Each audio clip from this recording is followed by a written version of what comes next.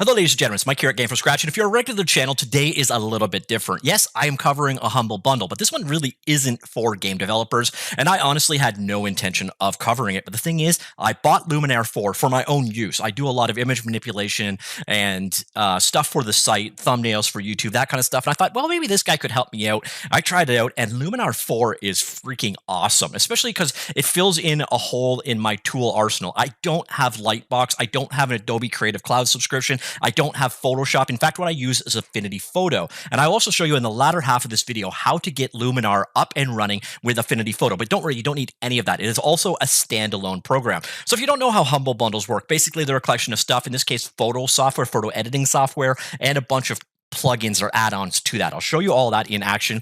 And today we're going to focus on one of the programs here. So at the entry-level tier, you get Photo Luminar 3. Not really caring about that one. You get a bunch of lookup tables and training materials. So you get training materials, by the way, on how to use this guy. And you get a bunch of textures and everything else. The other thing of interest here is you get an Aurora HDR painting application. I don't care about that one either. What we're going to cover today is Luminar 4 and Photo Luminar 3, just really quickly. Basically, Photo Luminar 3, I'm going to show you for about 2 seconds. Basically, it's Adobe Lightroom for idiots. Me being the idiot, it worked perfectly for me. So I'll showcase that quickly, but really what I'm talking about today is Luminar 4. So what the heck is a Luminar 4? Well, it is an artificial intelligence powered photo manipulation software, and it can do some really neat tricks. So instead of, just going on and on about it, here, let me just show you. And I think you're going to be blown away by this as well. So here I am in Affinity Photo, just to show you, it does in fact work. So you see it here as plugins. I don't have an image loaded, so we're not going to get it working yet. So I'm just going to go ahead and load an image. By the way, once again, you can also load this guy completely standalone. It's the same thing. You just have to import the images yourself. So what I'm going to do is open up, and then we're going to use one of the sample images that came with it. So here we go. We got a simple background image going on here. Now that I've got that loaded up, go back here to Filters, Plugins, Skylum Software, and let's load up Luminar 4. By the way, what it's loading is ultimately the program, the standalone program itself. It's just doing it in a plugin manner. So here's just to show you that it does integrate nicely with Affinity Photo. Once again, stay tuned. At the very end, I will show you how to do this setup. So here we are, Luminar 4, very, very straightforward user interface. And you can do some really simple stuff first. You can apply a variety of different looks. You'll notice as I mouse over, those looks take effect. So if you want to pop out the color or whatever, you could do just that and you're done. And a number of the things that we got here were additional looks that you can add. So say you want to go with neon Tokyo effects, you can. California blue filters. It gives you a bunch of different filters to pop in. Or we can go back to the Essentials pack, or we could do nothing at all. So if you want it black and white, you can do black and white. But that's not really what I am here to showcase today. I'm here to showcase the artificial intelligence powered stuff over here. So here you've got your image. There's something you want to work with. And we'll say we want to go ahead. We got this going on, but we want to make it a little bit more dramatic. Well, there's some really cool stuff we could do here. First off, you got layer controls over here. You've got editing controls over here. And you can even control over your lens distortion effects if you so wish. So you can see how I'm kind of warping the camera out in. You can vignette or de-vignette your image and so on. Again, not really what I'm here for. And you've got down this panel right here. This is what I'm here for. You've also got other controls, creative controls down here. We'll get back to those in a sec. So if you want to do things like add film grains and so on. And then you've got stuff here for portraits, AI, skin enhancer, portrait enhancer, that kind of stuff. And then we got some pro tools like color enhancer, contrast tools, split toning, and so on. So this kind of fills a lot of the same roles what you would load up Photoshop and or Lightroom to do. It's the special effects that really blow my mind though. So I'm going to come in here. We've got here's where the artificial intelligence comes in. I can do artificial intelligence enhancements, structures, but what I'm going to do is come down here instead, and I'm going to sky replace. So see here, we got this white sky in the background. Using AI, it's going to determine what that is and swap out another sky. Now, another thing you get in this Humble Bundle, by the way, is a selection of skies. So you see here, these are some of the ones I've loaded with it. So you got all these different skies you can drop in. So say you wanted to have like a dramatic sunset in the background. Boom, there you go. The AI figures out where to seam it out and puts in the new sky for you. I'm going to go a little bit more stormy though. So let's go back up here to one of the storm skies.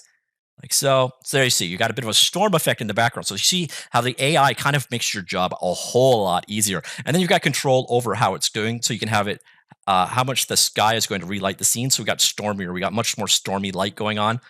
We've also got control here. Now, some of these things do take a bit of time to roll on, and you've also can change where the horizon blends at. So you see, we just kind of kicked up a little blurrishness there, where the two kind of came together. So you can do some really cool stuff here, like sky replacements. You've also got advanced controls over it. I'll show you that in another thing in just a second. So that's one thing you could do here, is just sky replacements. But we can also do some really cool things, like, for example, we want to add some sun rays in here. Let's say we wanted to do some sun behind these trees here. I could just go boom, place the sun, and let's drop that in behind these trees right there. So there it is now, and we can turn it up. So there is the amount of sky rays that are coming through it. But the cool thing here is, if you really look at this, um, the we're blocking with the trees in front of us. So if I go in behind something, so let's say the backline. So see right there, it's going in to the background. It's figuring that out. And we're coming from behind the background there. We want to increase the amount that comes through. We could change the penetration. It's even smart enough to know that if you put the light source behind a scene with windows in it, the AI will detect those windows and put the light rays through those windows. It's actually some pretty amazing stuff here. So now that we've got that effect going on, let's say, see this little guy over here. Let's say we want to add a bit of a glow effect, or really emphasize that one. So we could come back here. Glow was down here. So let's go ahead, drop a glow in.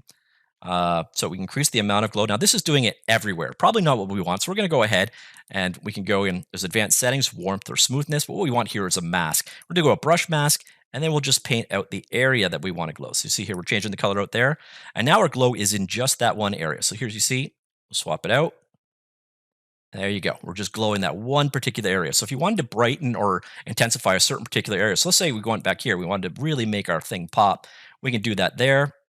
We've also got control over the type, so we can have a soft glow instead. So that you can see you've got masking tools for everything we're looking at here. You've also got the option, and this thing came with some color lookup tables. You can bring in a LUT. So if you want to go with like a 1960s coloring, various different ones. What was that purple that we saw there? Hot color punch. We've got different cinematic things. So if you're going for that LA look, or Long Beach, apparently Long Beach is kind of a depressing place, then boom, there you go. We want to go ahead. We can add a film grain in on top. I hate film grain, to be honest, so I'm never going to do this. But we can film grain out our image. Way too much film grain. So you can see how you can use this guy to really change out. But the thing that blew my mind were really the way that they did the sun rays and the way they did the sky replacement. Come back here. We've also got some, I'm not 100% what enhance is actually doing, but you can have the AI just basically come in and tweak and handle kind of, and we can also tweak out the sky. I'm not sure specifically what the AI is actually enhancing there, but you do have those features in place as well. And then say we want to go add a little layer of vignette to this guy. We could ask where, and we can add the amount. So we're going to get a huge amount of vignette in there. We can change the size of it. And there you can see we've created a kind of a hideous kaleidoscope of things. And again, if we got into portrait, we got things like handling one side to the other. So you can bring in like mask or lip details or eyes, bring out some of the red eyes or the drop effects, or you can change it with the skin values. Again, all using AI. Everything there is masking again. So if you're doing more of like character touch-ups, or you've got screenshots and you want to make things look a little bit better, there's a ton of tools in here for you. You also got tools for increasing the matting amount and so on. This actually just, it shocked me how much I was impressed by this tool. And then once you actually like what you're doing, just click the apply button. Or if you're, just using it locally, you could just do the save button, and there it sends it back. So again, I find sometimes the integration between the two programs can be a little on the slower side. I don't know if this is better with Photoshop or not. I don't think so, to be honest. I think that's just kind of the nature of the beast. But that is that. It fully integrates into Affinity Photo, which hopefully will respawn soon and not completely ruin the demo in action here. Maybe it's because I got 2 copies open too. I didn't actually realize I did that. All right. So anyways, well, that is hopefully exporting itself. Actually, I'll just cancel out, so we won't show that part of this demo. The other thing in here, so there's Aurora HDR and HDR painting package. I don't really get involved in that one at all. The one I'm impressed with is this other fellow whose name is not immediately coming to me, Photo Luminar. So we'll load this one up instead. Like I said earlier, this one is basically Lightbox for idiots. So if you want to change the color of your photos and you're not really particularly good at it, what you could do is basically just bring in an image. So for example, let's grab one of the title images I use for Game from Scratch all the time. So I'll go here into Affinity. I generally do all of these in Affinity Designer. So here's one I did recently, racing cars in Unity. This is last week I did this. So what you can see basically is this is a one-click manipulation program. That's all there is to this. You can see here the before and the after. And you can like what the AI did, or you can not like what the AI did. The only thing you change with Photo Luminar other than this stuff is down here. You can click this button, and choose different themes, I guess that. So that one really saturated it, which is terrible. So here we go over the classic. And then you basically just decide, do you like the before or do you like the after? Most of the themes I'm not that keen on. I mostly like the default settings there. Like this is really bad. So let's go back again to the default. And what you can basically do is just pop it in. It does its best job on manipulation. It makes colors pop a little bit more. It does a really good job. Basically, it's running all the AI settings for things like, skin blemish removal. And it's kind of like, that smart mode, portrait mode on your smartphone kind of thing. It's just doing it in software mode. If you like the results, you basically just come down here and you can export it out. Or your other option is this guy right here. You've got a little bit of control over face enhancement, eye enlargement, off or on, and a slider here for kind of, I guess, intensity or the amount that it's doing it. And then when you got things where you want to go, you basically export it out, and that is Photo Luminar 3. So those are the two major programs. And again, there's also the one for doing HDR painting beyond the scope of this particular video. Now, if you want to get started with these guys, there's kind of a bit of if you don't have Photoshop installed, but you want to run it with Affinity, the process isn't immediately obvious. So I'm going to walk you through that right now. So first things first, you're going to want to come in here and go and locate the install for the software we just installed. It'll be available under Skylum by default. And then you want to go to Luminar 4. Once you're here, scroll on down in Luminar 4 and locate the file. It's there we go.